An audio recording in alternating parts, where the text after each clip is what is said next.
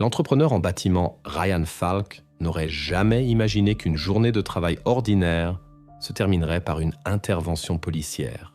Il était venu démolir un vieux hangar en bordure du cimetière Saint-Bridget, dans la petite ville de Port Holne, en Louisiane, et il ne pouvait même pas imaginer qu'une découverte l'attendait à l'intérieur, après laquelle cet endroit deviendrait le centre d'une enquête retentissante.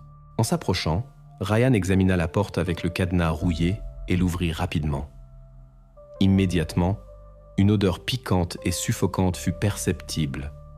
Un étrange mélange d'humidité, de pourriture et d'un arôme de lavande persistant. Il décida de ne pas entrer, ce qui s'avéra être la bonne décision, et appela le 911. Quelques minutes plus tard, l'agent Cal Broussard arriva. Après avoir écouté l'entrepreneur, il alluma sa lampe de poche et entra dans le hangar sombre. Le faisceau lumineux glissa sur les murs et s'arrêta immédiatement sur plusieurs piles de cercueils en bois, soigneusement empilés les uns sur les autres. Il y en avait 12 au total. L'un d'eux, portant le numéro 7, se distinguait particulièrement. Il était de travers, appuyé contre le mur, et sa partie inférieure était pourrie par l'humidité. Broussard s'approcha et éclaira une fente du cercueil. À cette vue, il recula instinctivement. Une main humaine desséchée, recouverte d'une couche de moisissure et de saleté, dépassait clairement du bois pourri. À partir de ce moment, le hangar abandonné en bordure du cimetière n'était plus seulement un bâtiment délabré, mais le début d'une enquête qui allait révéler les secrets choquants de la petite ville de Port Holne. Les enquêteurs commencèrent l'investigation par l'étape la plus simple et la plus évidente. Découvrir à qui appartenait exactement le hangar avec les 12 cercueils oubliés trouvés en bordure du cimetière. Ils demandèrent des informations au bureau d'enregistrement foncier de la ville et obtinrent, sans difficulté, la réponse souhaitée. La propriété, y compris le vieux hangar en briques, appartenait à la famille Giroux, la même famille qui avait exploité la seule entreprise de pompes funèbres de Port Holne pendant des décennies. Cette entreprise avait déjà fermé ses portes au milieu des années 90, après quoi les Giroux disparurent pratiquement de la vie de la ville et furent oubliés par la plupart des habitants. Au moment de la découverte, la seule représentante vivante de la famille Giroux était Mathilda, âgée de 84 ans, la veuve du propriétaire de l'entreprise de pompes funèbres, Alain Giroux. Seuls quelques-uns en ville connaissaient de son existence, principalement des personnes âgées qui avaient un vécu à l'époque où l'entreprise était active et recherchée. Pour la jeune génération, le nom de Giroux ne disait plus rien. Les enquêteurs décidèrent de rencontrer Mathilda personnellement pour essayer de découvrir des détails sur le hangar et son étrange contenu. Ils se rendirent chez elle, une vieille maison à un étage sur la rue principale de la ville, tout près de l'endroit où se trouvait autrefois l'entreprise de pompes funèbres. La maison semblait modeste, mais très bien entretenue. Il était évident qu'elle était soigneusement maintenue. Un petit jardin devant l'entrée, des rideaux propres aux fenêtres, aucun signe de négligence que l'on voit souvent chez les personnes âgées vivant seules. Mathilda ouvrit elle-même la porte aux enquêteurs et les invita calmement à entrer. Dans la maison régnait le silence et une légère sensation de vide. Dans les pièces se trouvaient des meubles très simples et anciens, et sur les murs étaient accrochées des photos de son défunt mari Alain, ainsi que de petites icônes religieuses. De toute évidence, la maîtresse de maison menait une vie très modeste, presque recluse, mais veillait en même temps méticuleusement à l'ordre et à la propreté autour d'elle. Cependant, dès que les enquêteurs furent entrés dans la maison, ils remarquèrent une odeur étrange, mais familière. La maison était littéralement imprégnée de lavande, fraîche et agréable, mais clairement similaire à cette odeur lourde et suffocante qu'ils avaient auparavant perçue dans le vieux hangar en bordure du cimetière. Ce moment alerta les détectives, bien que jusqu'au bout, il fut incertain s'il s'agissait d'une simple coïncidence ou s'il y avait quelque chose de plus derrière. Lorsque la conversation porta sur les cercueils trouvés et le hangar sur le terrain du cimetière, Mathilda surprit les enquêteurs par sa réaction. La femme ne montra absolument aucune émotion. Elle ne semblait ni effrayée ni inquiète, comme si elle s'attendait à une telle conversation depuis longtemps. Au lieu de nier son implication ou de montrer de la surprise, Mathilda déclara calmement que tout cela était directement lié à son défunt mari, Alain. Selon ses paroles, elle savait depuis longtemps que le jour viendrait où quelqu'un de la ville découvrirait ce que son mari cachait. Elle laissa entendre qu'elle se sentait obligée de garder ce secret.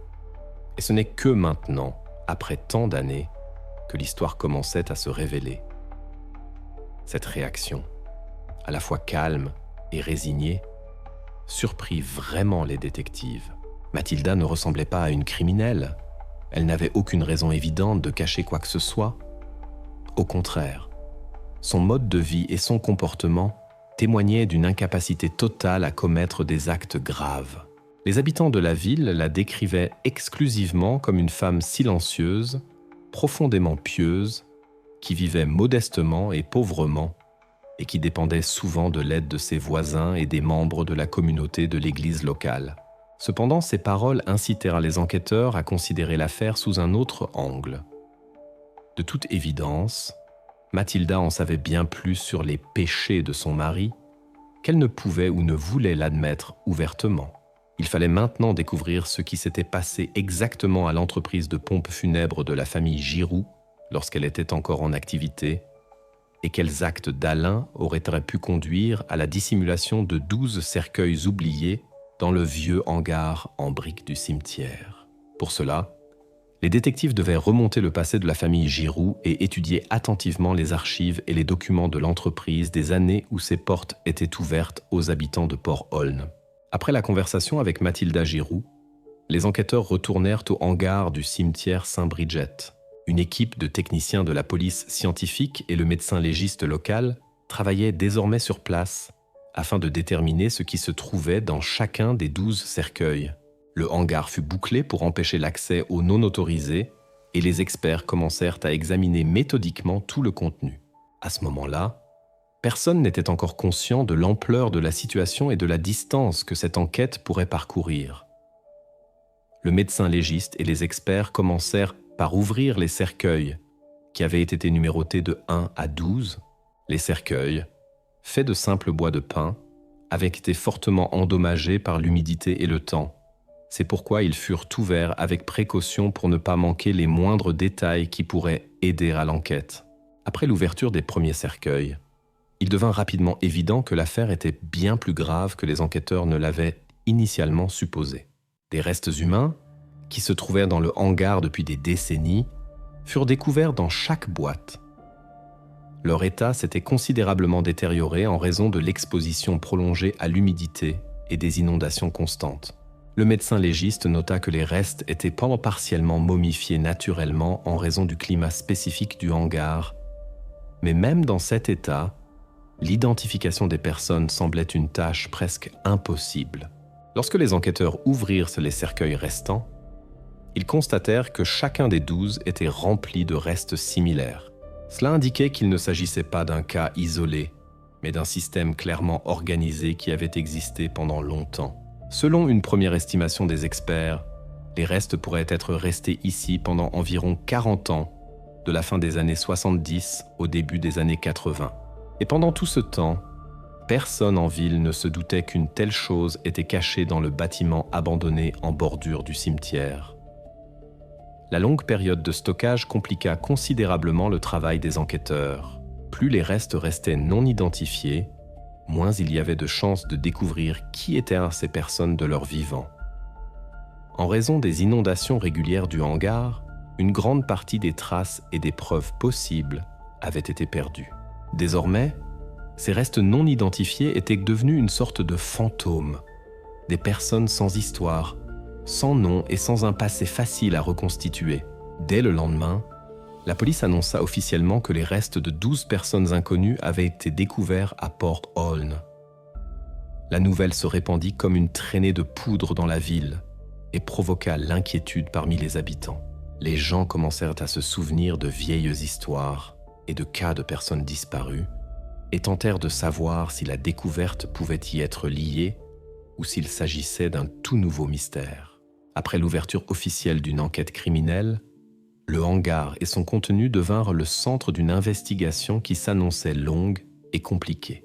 Il fallait maintenant que les enquêteurs découvrent si ces restes étaient liés à un crime commis il y a des décennies et soigneusement dissimulé, ou s'il s'agissait d'une fraude, où quelqu'un encaissait simplement de l'argent pour des enterrements, sans fournir les services réels.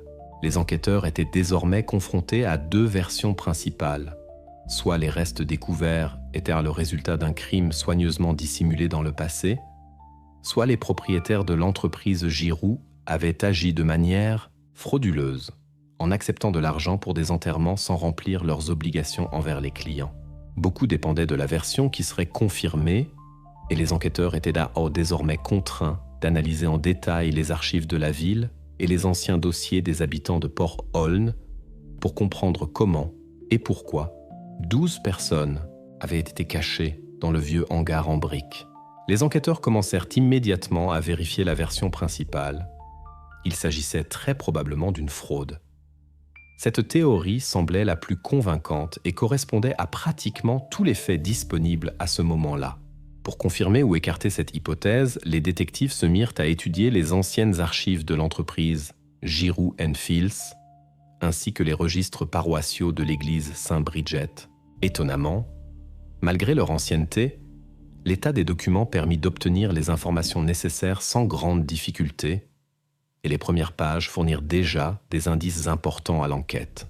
En étudiant les archives de l'église, les enquêteurs remarquèrent des paiements récurrents que l'église versait régulièrement à Alain Giroux. Ces paiements furent effectués sur une période de 9 ans, commençant en 1979 et se terminant en 1988. Dans tous les registres, on trouvait la formulation identique: incinération non réclamée.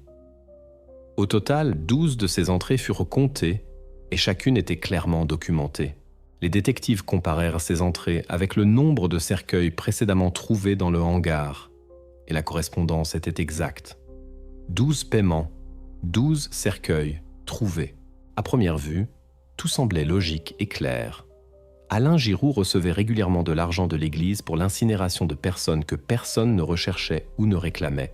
Mais au lieu de se rendre au crématorium de Bâton Rouge, situé à 50 000 de la ville, avec les restes, il les entreposait simplement dans le hangar à côté du cimetière, à seulement 1 000 de son entreprise. Un tel comportement s'expliquait par une cupidité banale et le désir de réduire les coûts. Alain économisait à la fois de l'argent et du temps, sans éveiller les soupçons. Cette version reçut un soutien supplémentaire après l'examen de la liste des personnes répertoriées comme non réclamées. Il s'avéra que presque toutes étaient des personnes âgées célibataires ou simplement des personnes de passage à Port-Holm, sans papier ni proches. Personne parmi les habitants ne s'intéressait à leur sort, et l'entreprise Giroux en profitait activement. Pour eux, c'était de simples commandes. Pas de vérification et pas de coûts supplémentaires, seulement l'encaissement de l'argent et des formalités minimales envers l'Église. Cependant, plus les enquêteurs étudiaient les dossiers de l'affaire, plus des détails apparaissaient qui ne pouvaient pas être expliqués uniquement par l'avantage financier habituel. L'odeur de lavande perceptible dans le hangar semblait particulièrement étrange. Si l'objectif d'Alain Giroux était seulement de cacher sa fraude et d'éviter l'attention des étrangers, pourquoi lui ou quelqu'un d'autre continuait-il à entretenir les cercueils, à maintenir soigneusement la propreté et à répandre un parfum agréable? Cela ne correspondait en rien à la logique habituelle d'une fraude et fit réfléchir les enquêteurs. Pour éclaircir ce point, les détectives étudièrent de nouveau attentivement le rapport des techniciens de la police scientifique. Il y était consigné un détail intéressant. Les cercueils, le sol et même les murs du hangar étaient recouverts d'une épaisse couche de poudre blanche. Au début, les policiers pensèrent qu'il s'agissait de simples poussières ou de déchets ordinaires, mais l'analyse en laboratoire donna un résultat complètement différent. La poudre était du talc cosmétique ordinaire au parfum de lavande, largement répandu dans les magasins d'articles ménagers. Suite à cette découverte, la police fouilla la maison de Mathilda Giroux. Dans le garde-manger et le grenier de la maison, des dizaines d'emballages vides de ce même talc de lavande furent trouvés. Plus encore, certains emballages étaient relativement neufs, ce qui confirmait une utilisation régulière. Des voisins rapportèrent également que Mathilda quittait souvent la maison le matin avec un petit sac et revenait après quelques heures. Jusqu'à ce moment, tout le monde avait pensé qu'elle allait prier ou visiter la tombe de son mari. Mais il s'avéra maintenant que ses promenades quotidiennes se terminaient au hangar du cimetière. Un tel comportement de Mathilda était complètement inexplicable du point de vue d'une simple fraude. Si le hangar n'était pour Alain Giroux qu'un lieu de stockage lié à des manigances financières, sa femme percevait manifestement cet endroit différemment. Mathilda prit soin des cercueils pendant des années, maintenant l'ordre, éveillant à un parfum frais, comme si elle remplissait un devoir personnel. Cette découverte changea fondamentalement la compréhension de l'affaire. Derrière la fraude apparemment simple se dessinait une image bien plus complexe. Il devint évident que les actions de la famille Giroux ne se limitaient pas à l'argent. Pour Alain, il s'agissait simplement d'un avantage financier. Mais Mathilda agissait manifestement pour d'autres raisons. Son comportement indiquait un profond sentiment de culpabilité qui la forçait à se rendre régulièrement au hangar et à prendre soin de ce qui s'y trouvait. Les enquêteurs devaient maintenant découvrir quels événements du passé avaient poussé Mathilda Giroux à maintenir pendant des années une étrange sollicitude pour des personnes dont personne ne se souvenait plus. Les enquêteurs décidèrent d'examiner de plus près la personnalité de Mathilda Giroux, car ses actions soulevaient de nombreuses questions et allaient bien au-delà d'une simple explication. Les détectives commencèrent à parler aux habitants pour en savoir plus sur la vie quotidienne de Mathilda. Parmi les premiers, ils interrogèrent le père Michael, le curé de l'église que Mathilda fréquentait. Il raconta que la femme avait depuis longtemps la réputation d'une paroissienne inhabituelle. Les gens la rencontraient avec un mélange de prudence et de pitié, la considérant comme une personne recluse, plongée dans ses propres pensées et prières. Mathilda pouvait rester des heures immobile devant l'autel, comme si elle avait perdu le contact avec le monde extérieur, et marmonnait constamment quelque chose à voix basse. Auparavant, personne n'y avait vu quoi que ce soit de suspect et l'avait attribué à une particularité de son âge et de son caractère. Mais maintenant, ces bizarreries prenaient un sens complètement différent. Les enquêteurs se rendirent dans le petit commerce où Mathilda faisait ses courses. Le vendeur reconnut immédiatement la femme et confirma qu'elle achetait régulièrement du talc de lavande, ce que les enquêteurs savaient déjà. Mais il rapporta ensuite un autre achat, bien plus inhabituel. Mathilda achetait constamment de petites chaussettes blanches, toujours de la même taille et de la même couleur.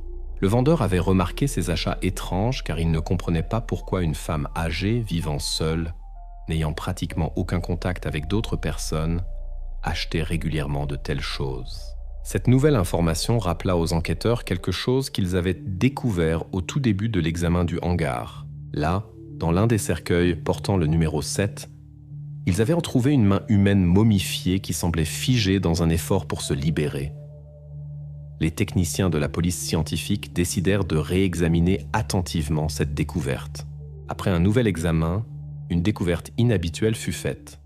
Sur la main desséchée était soigneusement placée exactement cette chaussette blanche, propre et manifestement récemment mise. Cette concordance confirmait clairement le lien entre Mathilda et ce qui se trouvait dans les cercueils. Mathilda fut à nouveau convoquée pour interrogatoire. Cette fois, on lui montra des photos de la chaussette trouvée sur la main. Les enquêteurs s'attendaient à ce qu'elle soit confuse ou qu'elle nie son implication, mais la réaction de Mathilda fut complètement différente. La femme confirma calmement que c'était elle-même qui avait mis les chaussettes au reste et qu'elle considérait cela comme une obligation envers eux. Selon ses paroles, c'était son souci de s'en occuper, afin qu'il n'ait pas froid. Mathilda dit cela avec une indifférence totale, comme si elle parlait de quelque chose de tout à fait ordinaire et naturel, et non de quelque chose de difficilement explicable. Il s'avéra que les actions de Mathilda ne pouvaient plus être expliquées par une simple fraude ou le désir de dissimuler les actes de son mari. Son comportement ne se limitait pas seulement à la dissimulation d'un crime. Il ressemblait à un rituel personnel dans lequel la femme trouvait un sens intérieur profond. Pendant des années, Mathilda achetait des chaussettes d'enfants et du talc de lavande, visitait constamment le hangar et s'efforçait d'y maintenir la propreté et l'ordre. Particulièrement troublant pour les enquêteurs fut la façon dont Mathilda raconta ses actes, naturellement et sans agitation, sans comprendre à quel point cela semblait étrange et effrayant de l'extérieur.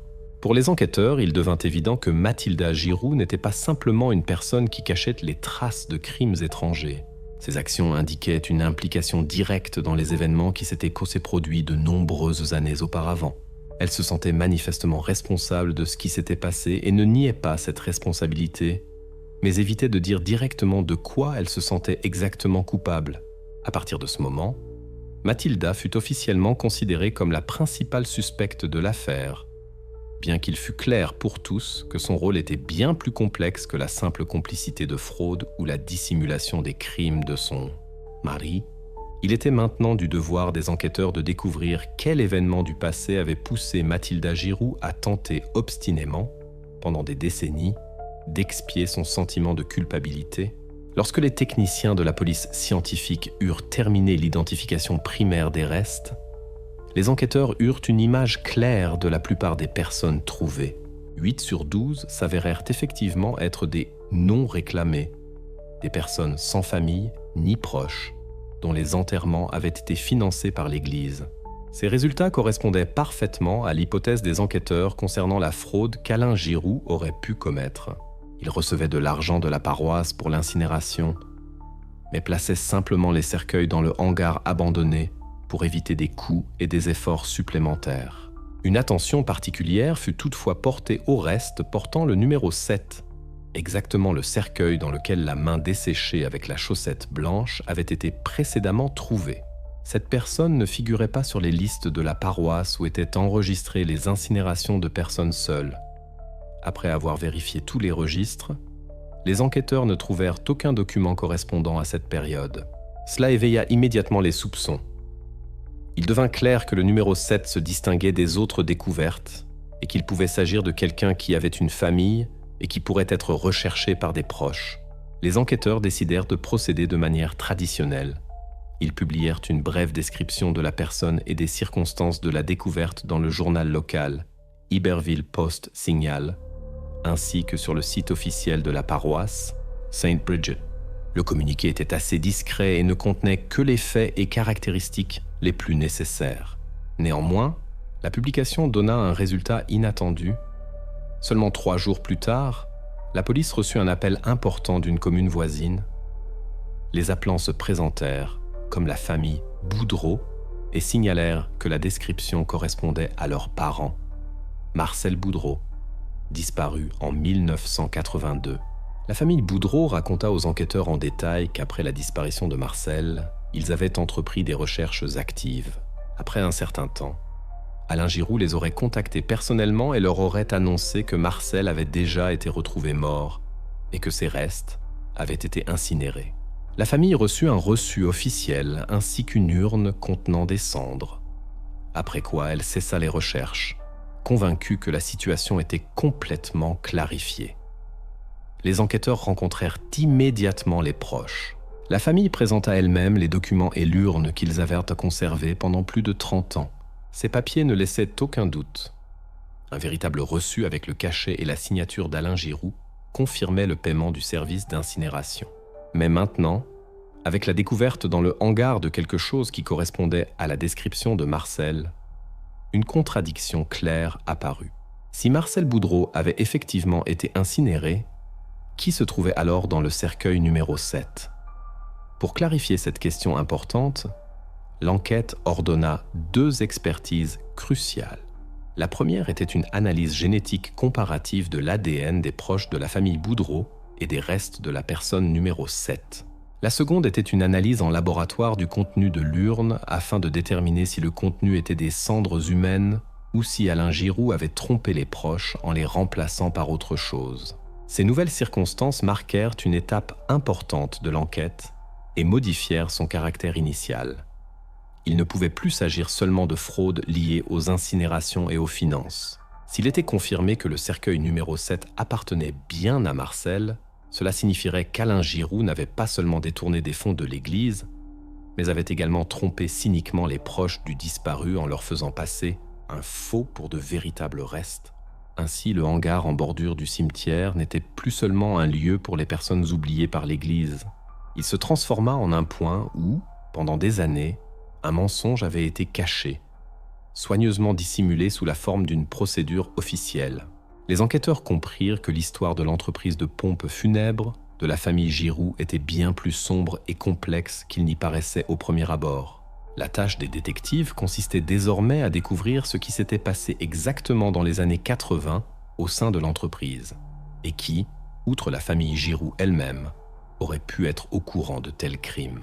Le hangar n'apparaissait plus seulement comme le résultat d'une négligence ou du désir d'économiser de l'argent, il devint le symbole d'événements plus profonds et plus inquiétants, dont les enquêteurs devaient encore découvrir les réponses.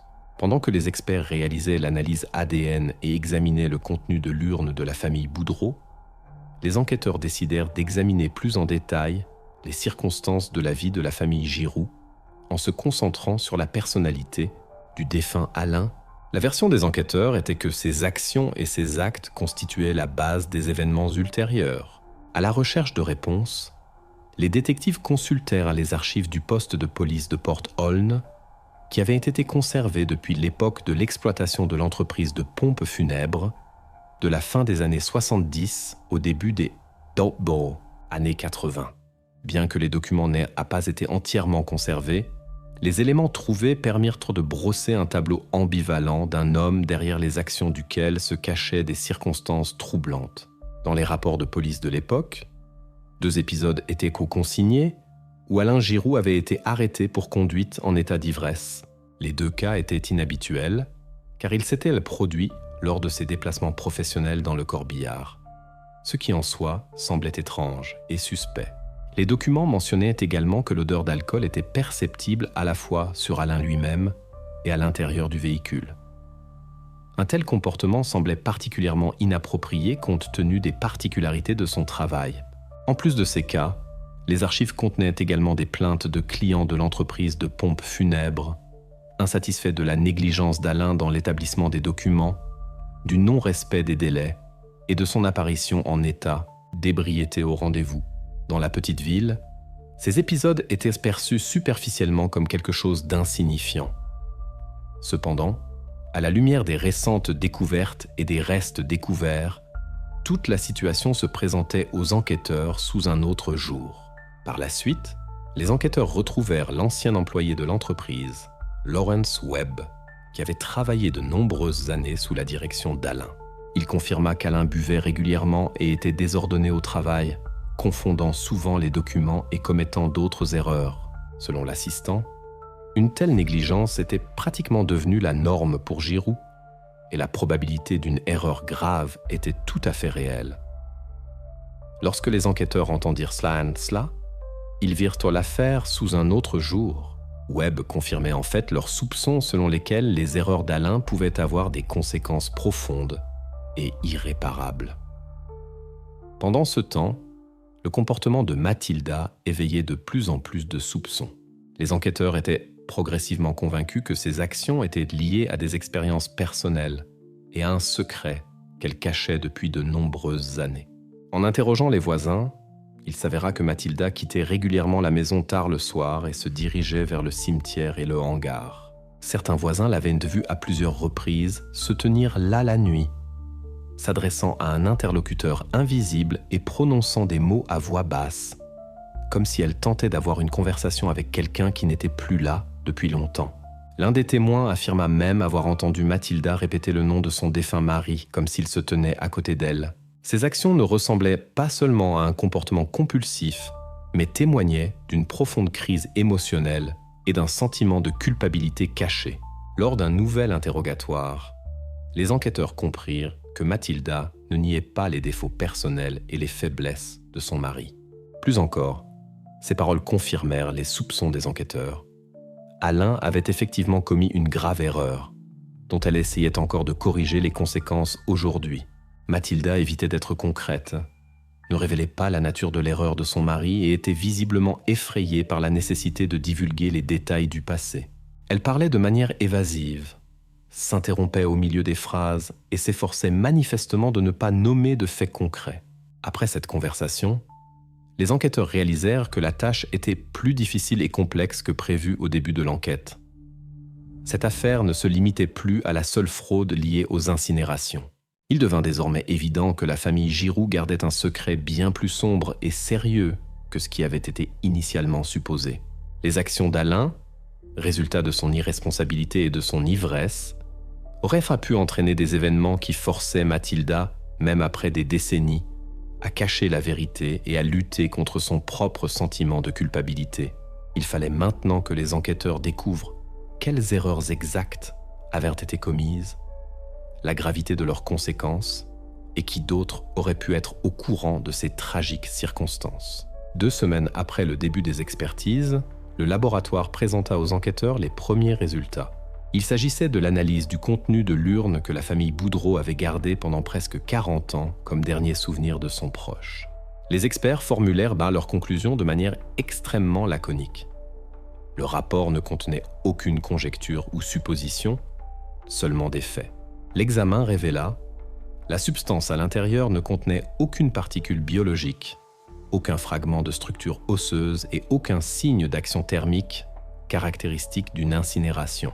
En gros, l'urne contenait des cendres ordinaires, probablement provenant d'une cheminée domestique. Ce rapport modifia le cours de l'enquête. Il était désormais évident qu'Alain Giroux avait délibérément trompé la famille Boudreau en leur remettant de fausses cendres. Cela ne ressemblait plus à de la négligence, plutôt à une fraude planifiée. La réponse à la question principale restait cependant ouverte. Où était Marcel si ses restes n'avaient comme pas été incinérés? La réponse vint avec les résultats de la 2e expertise. C'était l'examen que les enquêteurs attendaient, avec une attention particulière. Le laboratoire compara les échantillons génétiques des neveux de Marcel Boudreau avec des fragments de biomatériaux prélevés sur les restes trouvés dans le hangar sous le numéro 7. Après une vérification de 3 jours et une double confirmation, les spécialistes produisirent un rapport. Correspondance ADN 99,9%. Il ne s'agissait pas d'une supposition, mais d'un fait scientifique exact. Ces 2 rapports mirent un point final à la version précédente. Les enquêteurs disposaient de preuves irréfutables. Une fausse urne avait été remise à la famille Boudreau et le véritable Marcel avait reposé toutes ces années dans le vieux hangar en briques du cimetière Saint-Bridget. Ses restes y étaient restés pendant près de 40 ans, cachés derrière une porte fermée, sous une couche d'humidité, de poussière et du talc aromatisé dont Mathilda avait recouvert les cercueils pendant des années. Après avoir recoupé ces faits, les enquêteurs arrivèrent à la conclusion évidente. Ils n'avaient pas seulement affaire à un schéma de fraude. Les actions d'Alain Giroux avaient un caractère systématique et indiquaient la dissimulation délibérée de la mort d'une personne. L'urne falsifiée, les faux documents et la tentative de convaincre les proches qu'une incinération avait été effectuée, tout cela semblait être une opération soigneusement planifiée, dont le but n'était pas de réaliser un profit, mais de cacher la simple existence de Marcel Boudreau. Par la suite, les enquêteurs requalifièrent officiellement l'affaire. D'une infraction financière, elle devint une enquête liée à un possible crime contre une personne. Pour la première fois de toute l'enquête, il ne s'agissait plus d'argent. La question de savoir pourquoi Alain Giroux avait tout fait pour enterrer la vérité passa au premier plan. Le hangar en bordure du cimetière n'était plus perçu comme un lieu de stockage de cercueils oubliés. Il se transforma en l'épicentre de toute l'histoire, un point où, pendant près de 4 décennies, un mensonge avait été préservé, déguisé en erreur bureaucratique. Un nouveau chapitre s'ouvrait désormais aux enquêteurs dans l'affaire Giroux, et il était clair pour tous que l'explication de ce qui s'était passé exactement dans ce hangar et pourquoi Mathilda avait continué à protéger cet endroit pendant des décennies était imminente. Une fois l'identité de la personne numéro 7 établie, les enquêteurs devaient clarifier un autre détail crucial: les circonstances de la mort de Marcel Boudreau. La réponse devait être fournie par le pathologiste chargé de procéder à une analyse approfondie des restes. Bien qu'ils aient reposé là pendant près de 40 ans, le processus de momification avait préservé certains tissus internes, permettant une étude détaillée. L'examen dura plusieurs jours. Le pathologiste documenta soigneusement toutes les altérations, l'état des os, les restes de tissus, la pénétration dans les vêtements et les organes internes. C'est précisément lors de l'analyse des échantillons de tissu pulmonaire que les experts firent une découverte inattendue. Des traces de formaldéhyde furent trouvées dans les échantillons, une substance qui est un composant du liquide d'embaumement. L'expert souligna dans son rapport « Le formaldéhyde ne pouvait pas pénétrer naturellement dans les voies respiratoires. Une telle concentration n'est observée que dans les cas où une personne est encore en vie et continue de respirer au moment du début de la procédure d'embaumement. » Cette découverte entraîna un tournant inattendu dans l'enquête. Les enquêteurs savaient que le liquide est injecté par les artères et qu'un processus normal exclut la pénétration dans les poumons. Cela signifiait que Marcel respirait au début de la procédure. Le pathologiste le confirma avec prudence dans son rapport en soulignant l'activité respiratoire conservée de la victime au moment de la pénétration du formaldéhyde. Les enquêteurs commencèrent à chercher des explications possibles à ce qui s'était passé. À l'hôpital, des dossiers médicaux de Marcel Boudreau furent retrouvés, confirmant sa forme grave de diabète et des cas répétés de coma hypoglycémique. Les médecins notèrent que de tels états peuvent facilement être confondus avec la mort. La respiration devient superficielle.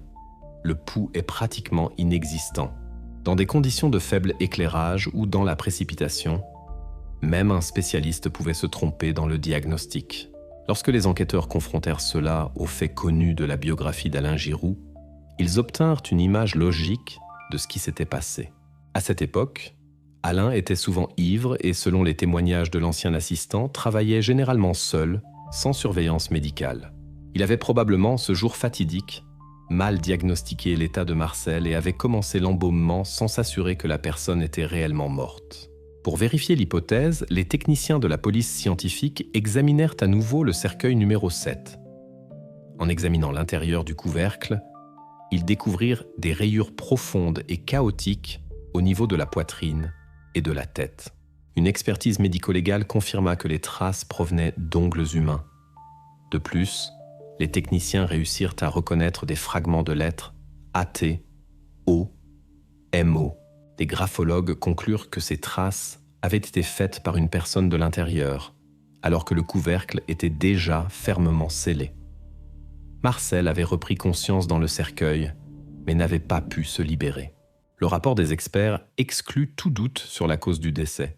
Il était désormais définitivement clair que Marcel Boudreau n'était pas mort de mort naturelle, mais à la suite d'une grave erreur d'une personne qui avait commencé l'embaumement sans s'assurer de l'état du patient. Ces données donnèrent à l'affaire un caractère différent. D'une enquête pour fraude, elle devint l'enquête sur un incident tragique, caché pendant des décennies derrière les murs du vieux hangar du cimetière Saint-Bridget. Une fois qu'il fut clair que Marcel Boudreau était mort des suites d'une erreur d'Alain Giroux, l'enquête décida de vérifier toutes les parties possibles liées à l'affaire. L'une de ces parties était la famille Boudreau elle-même. Les rumeurs se répandirent rapidement à Port-Holne, et dans la petite ville, on commença à dire que tout n'était peut-être pas si simple. Dans les cas où l'argent et les vieilles rancunes sont en jeu, les motivations changent parfois de direction. Les enquêteurs ne pouvaient pas se permettre de négliger le moindre détail. Les archives de la ville conservaient des documents attestant que la famille Boudreau avait contracté un petit prêt peu avant la prétendue mort de Marcel, 750 $. Cette somme correspondait à celle figurant sur le reçu délivré par Alain Giroux pour l'incinération. Cette coïncidence parut aux enquêteurs trop exacte pour être ignorée. La version émergea que l'argent n'était peut-être pas seulement le paiement d'un service, mais quelque chose de plus, une sorte d'accord informel entre la famille et les pompes funèbres. Dans le cadre de l'examen, des documents financiers, de la correspondance et des déclarations de membres de la famille furent étudiés. Les enquêteurs tentèrent de comprendre s'il y avait pu avoir un scénario concerté où la famille connaissait le sort de Marcel, mais avait décidé de le cacher. La version semblait logique sur le papier. Marcel était, selon ses connaissances, peu stable, nécessitait souvent l'aide de ses proches, et sa vie aurait pu en effet être un lourd fardeau pour la famille. À cette époque, beaucoup de problèmes de ce genre étaient résolus par l'intermédiaire de tiers, surtout lorsqu'il s'agissait de personnes atteintes de dépendance ou de maladie. Mais les suppositions seules ne suffisaient pas. Une nouvelle vérification réfuta progressivement cette hypothèse. Le crédit qui avait éveillé les soupçons n'avait été contracté que quelques jours après qu'Alain Giroux ait informé la famille de la mort de Marcel. La somme indiquée dans les documents correspondait entièrement à celle figurant sur le reçu pour l'incinération. L'argent ne pouvait donc pas être le paiement de la disparition. Au contraire, c'était une réaction à la nouvelle du décès. La famille savait simplement emprunter de l'argent pour payer les services de l'entreprise de pompes funèbres. L'alibi des proches de Boudreau fut également confirmé. En 1982, le jour où Marcel arriva à la morgue, son frère et sa sœur se trouvaient dans une autre commune où ils aidaient aux travaux saisonniers. Ces déclarations furent confirmées par plusieurs témoins indépendants, y compris l'employeur et les voisins. Tous les horaires concordaient. Les enquêteurs conclurent que la famille Boudreau n'avait rien à voir avec les événements survenus à l'entreprise de pompes funèbres. Ils n'avaient ni motif, ni la possibilité d'influencer l'issue de l'affaire. Au contraire, ils avaient eux-mêmes été victimes de la fraude, ayant conservé pendant des années une fausse urne, croyant faire reposer en paix un être cher. Une fois cette fausse piste définitivement écartée, l'attention des enquêteurs se tourna à nouveau vers la famille Giroux. Après toutes les vérifications, il était clair que les actions d'Alain avaient conduit à la tragédie, et Mathilda, l'ayant appris, avait essayé toute sa vie de faire face à cette connaissance. Pour la police et le procureur, l'affaire prit des contours définitifs. La culpabilité de la famille Giroux était totale, et l'histoire de Marcel Boudreau était un exemple de la façon dont une seule erreur peut détruire plusieurs vies et rester longtemps dans la mémoire d'une ville. Après avoir complètement exclu la famille Boudreau des suspects, l'attention des enquêteurs se tourna à nouveau vers Mathilda Giroux. À ce moment-là, il était déjà évident que toute la tragédie avait commencé par l'erreur de son mari, mais le comportement de Mathilda elle-même restait incompréhensible. Les enquêteurs voulurent savoir pourquoi la femme était revenue au hangar pendant des décennies et avait pris un si grand soin des sépultures, en particulier celle où se trouvait Marcel Boudreau. Les techniciens de la police scientifique décidèrent de procéder à un nouvel examen plus détaillé du hangar. Cette fois, ils s'intéressèrent particulièrement au 7e cercueil, celui de Marcel. Ils constatèrent que la couche de talc de lavande sur sa surface était sensiblement plus épaisse que sur les autres cercueils. Les experts en déduisirent que Mathilda avait appliqué le talc sur cette sépulture bien plus fréquemment que sur les autres. Cela témoignait de sa relation particulière avec Marcel et du fait qu'elle connaissait la véritable raison de sa mort. Ces actions ressemblaient à une tentative d'expier sa culpabilité personnelle envers l'homme qui avait été lésé par les actes de son mari. Par la suite, les enquêteurs décidèrent de retracer quand et comment les autres cercueils étaient apparus. Les documents d'archives confirmèrent que toutes les autres inhumations n'avaient abouti au hangar qu'après l'incident tragique de Marcel, à partir de l'année 1983. Il s'avéra qu'Alain Giroux avait organisé le schéma de fraude des non réclamés précisément après cette erreur.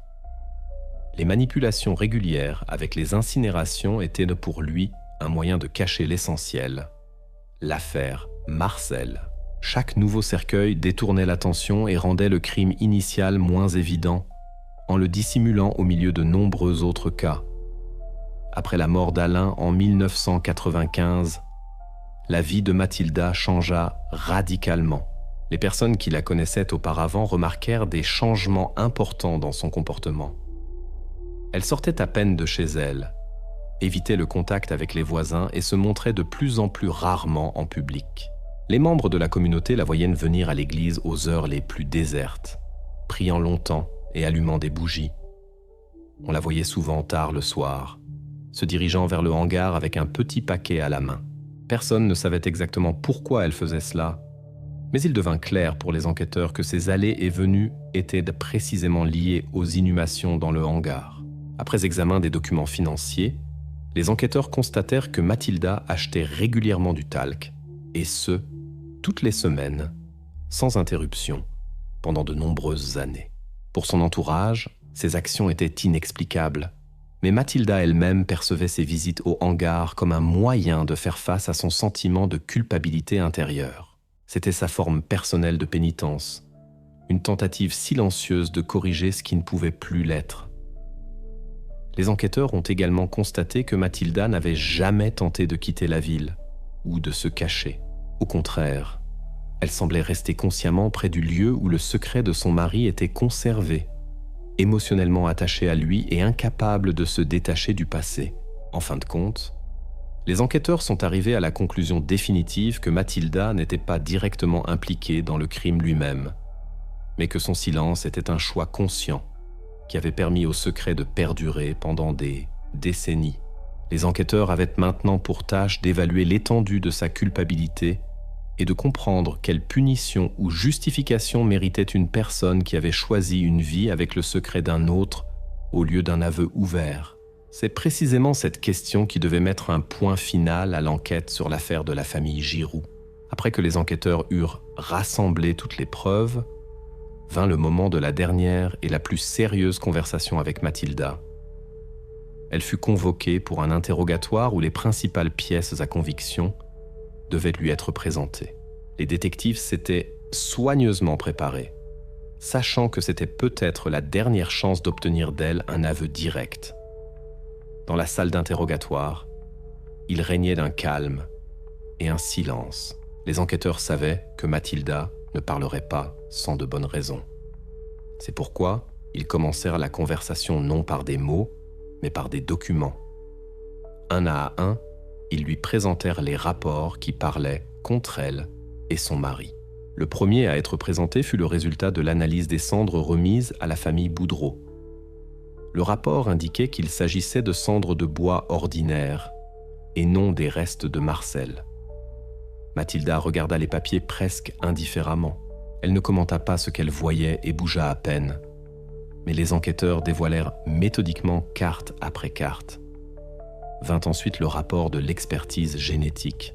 Les experts confirmèrent que les restes trouvés dans le cercueil numéro 7 appartenaient sans aucun doute à Marcel Boudreau. Mathilda tourna légèrement le regard sur le côté mais continua de se taire. Après une courte pause, un autre document lui fut présenté. C'était le rapport final du pathologiste concernant le formaldéhyde découvert dans les poumons.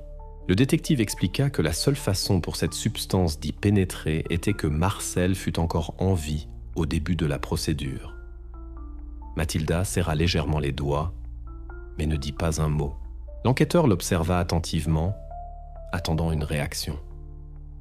Ensuite, le détective sortit du dossier des photos prises à l'intérieur du cercueil. Sur les images, on pouvait clairement voir de profondes rayures à l'intérieur du couvercle. Un expert en écriture avait déjà confirmé que ces traces provenaient d'un être humain qui avait tenté de se libérer. Le silence revint dans la pièce. Mathilda regardait maintenant fixement droit devant elle, et il était clair qu'elle comprenait parfaitement de quoi il s'agissait. Après un long silence, le détective répéta tous les faits, cette fois-ci l'un après l'autre, sans en omettre un seul. Il n'éleva pas la voix, ne mit pas d'émotion. Il énuméra simplement chaque preuve de manière sèche. Quand il arriva aux rayures sur le couvercle du cercueil, Mathilda pâlit visiblement et ferma les yeux pour garder son sang-froid. L'avocat, assis à côté d'elle, demanda discrètement une pause. Les enquêteurs acceptèrent. Quelques minutes plus tard, l'avocat informa que Mathilda était prête à faire des aveux, mais qu'elle demandait un accord. Il lui était difficile de parler. Chaque mot lui coûtait un effort, mais elle admit qu'elle avait su la vérité tout ce temps.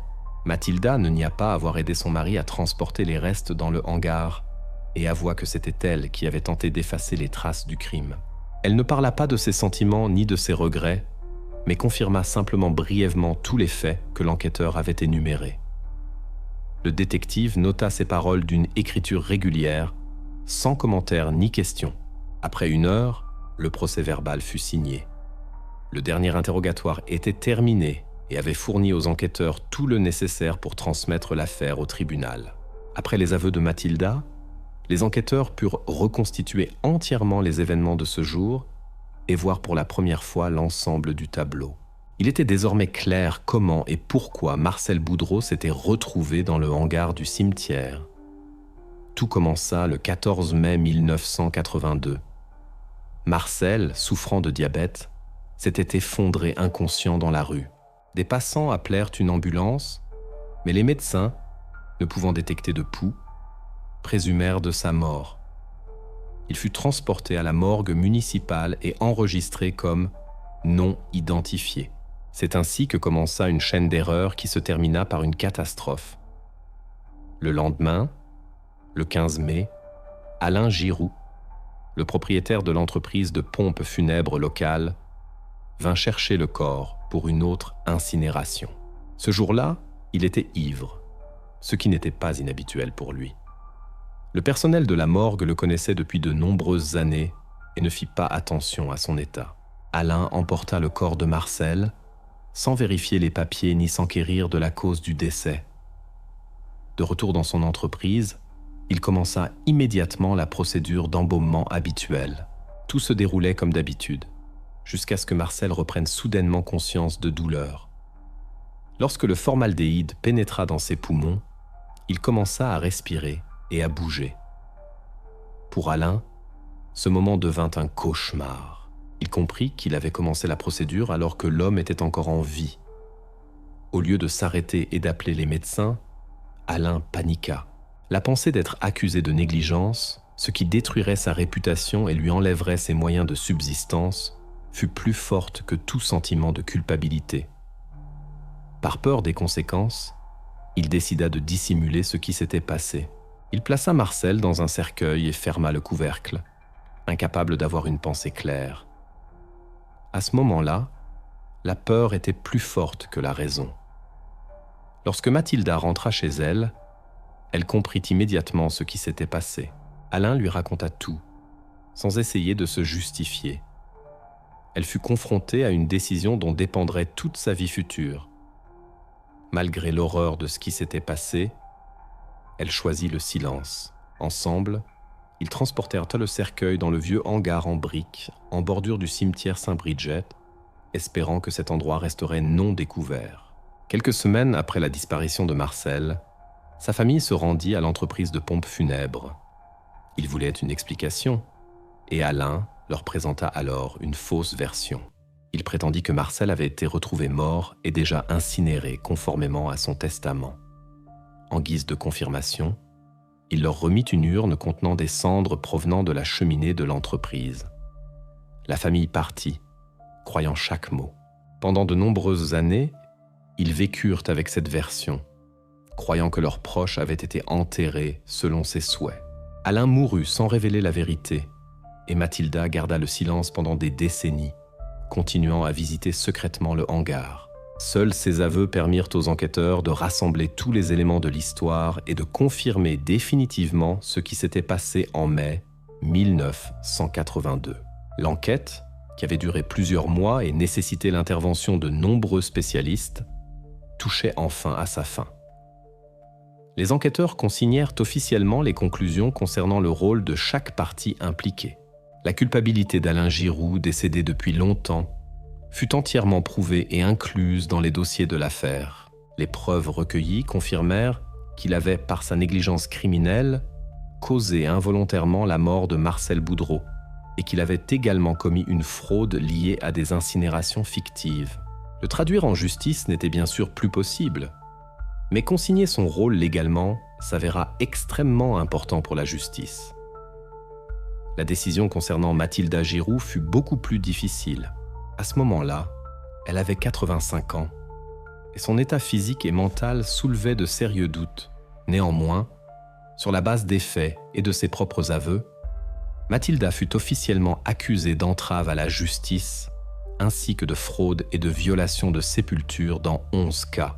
Mathilda ne nia pas son implication, mais souligna qu'elle avait agi tout le temps sous la pression de son mari et des circonstances, par peur de l'échec de sa vie familiale.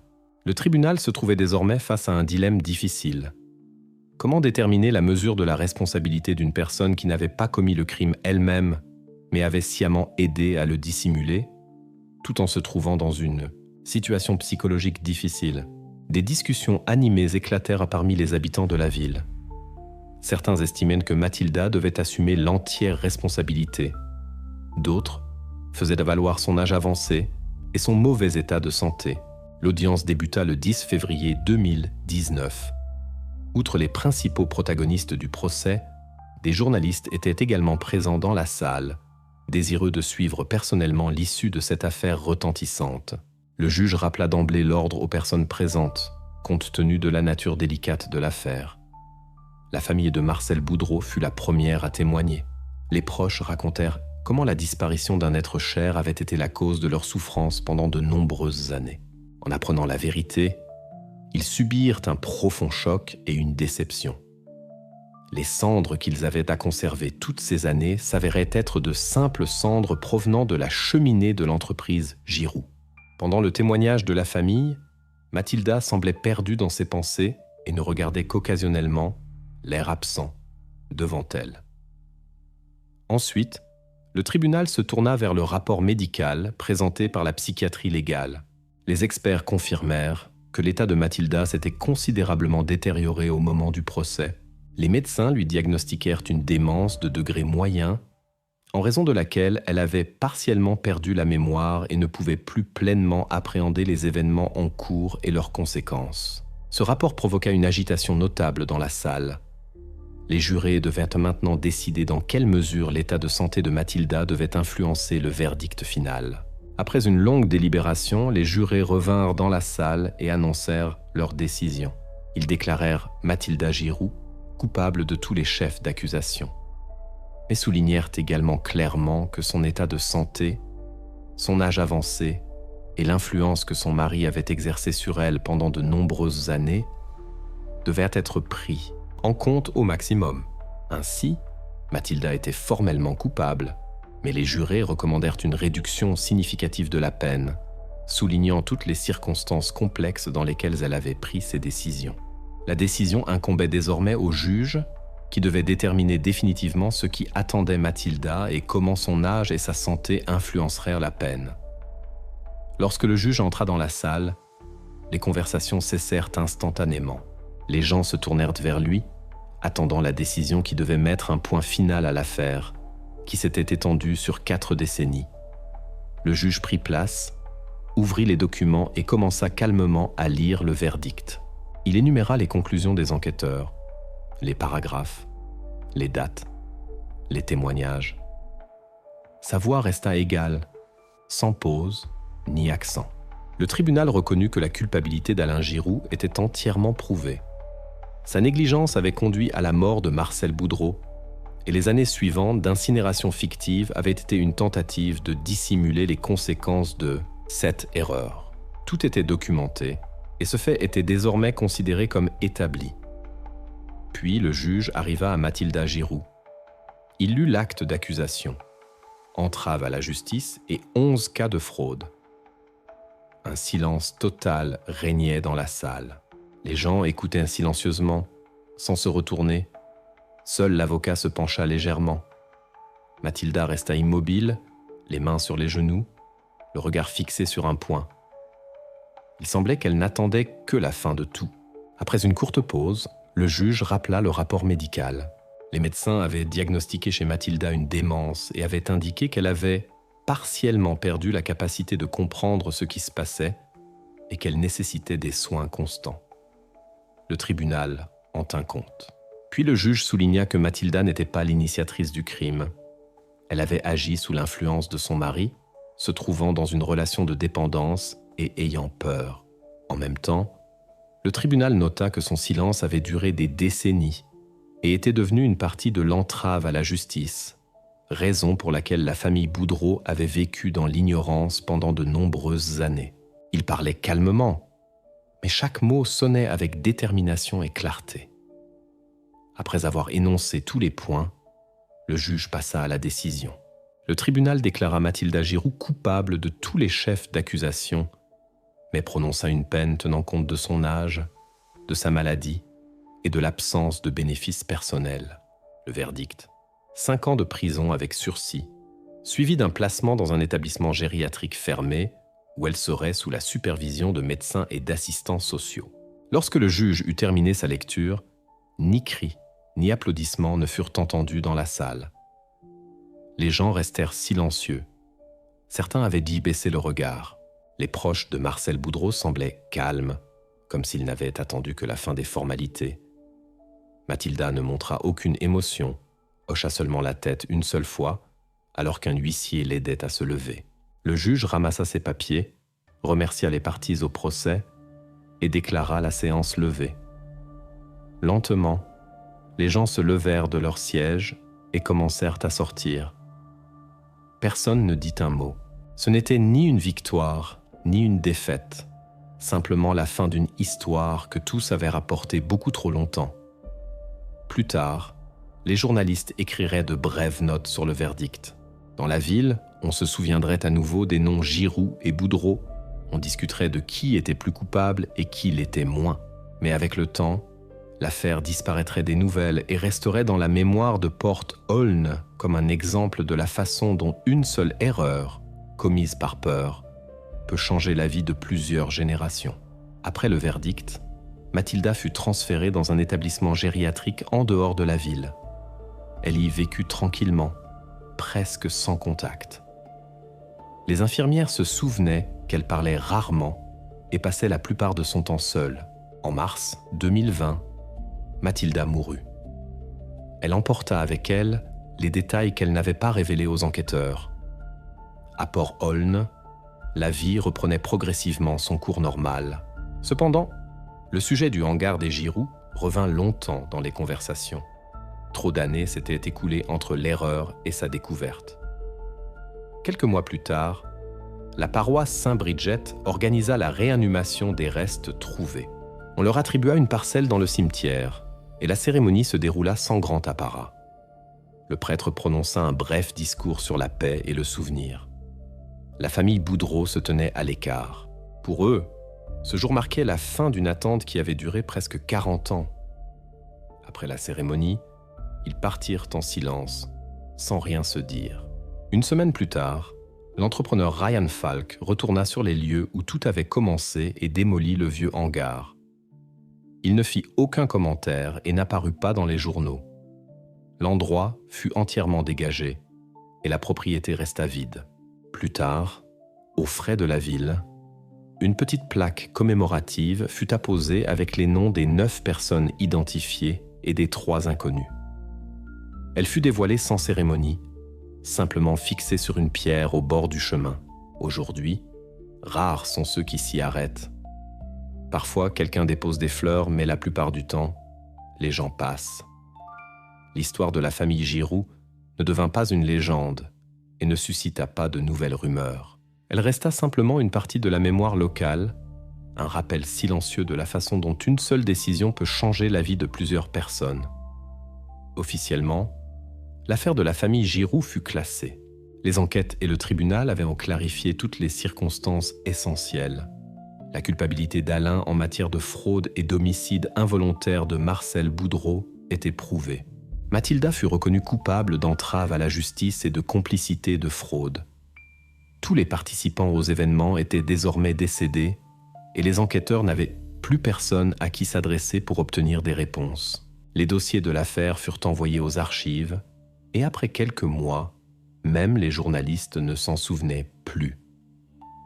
Néanmoins, il y avait un point dans le rapport des médecins légistes auquel personne ne prêta attention. L'analyse toxicologique n'avait pu être effectuée que sur les restes de Marcel Boudreau, car ils étaient les mieux conservés. Les autres restes étaient restés trop longtemps dans le hangar et avaient été exposés à une humidité constante, ce qui excluait complètement la possibilité de les examiner pour détecter du formaldéhyde dans les poumons. En conséquence, aucun expert n'avait pu confirmer ou infirmer si quelque chose de similaire était arrivé à l'une des 11 autres personnes qui avaient de reposer aux côtés de Marcel pendant toutes ces années. Ainsi, la question de savoir si l'histoire de Marcel était le seul cas tragique ou seulement le premier d'une série d'erreurs similaires resta sans réponse. Officiellement, on partait du principe que les autres personnes trouvées dans le hangar étaient déjà mortes lorsqu'elles furent transportées à l'entreprise Giroux. Mais sans une vérification complète, cela restait une simple supposition des enquêteurs, basée sur des faits et des circonstances indirectes.